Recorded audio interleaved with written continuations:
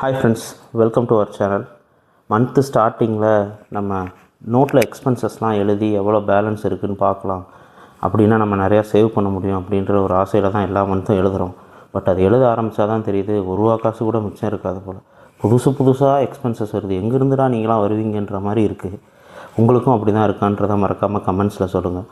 ஒரு வழியாக ஒரு மன உளைச்சல் எக்ஸ்பென்சஸ்லாம் போட்டு முடிச்சுட்டு இதுக்கு மேலே ஒன்றும் பண்ண முடியாது, நம்ம அப்கிரேட் ஆகி தான் ஆகணும் அப்படின்ற ஒரு முடிவுக்கு வந்தாச்சு. வந்ததுக்கப்புறம் அப்படியே அவங்க கீரையெல்லாம் க்ளீன் பண்ண ஆரம்பிச்சிட்டாங்க.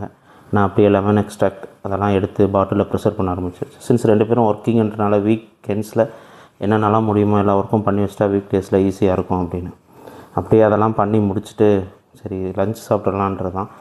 சிம்பிளான லஞ்ச் தான், பருப்பு பொடி தயிர். ஸோ புகழினி மேடமுக்கும் எல்லாம் கொடுத்தாச்சு.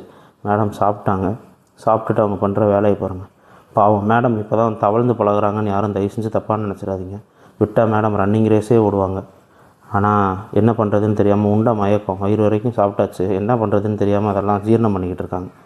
இப்படி தான் உங்கள் வீட்டு குழந்தைகளும் பண்ணுவாங்களா அப்படின்றதையும் மறக்காமல் கமெண்ட்ஸில் சொல்லுங்கள்.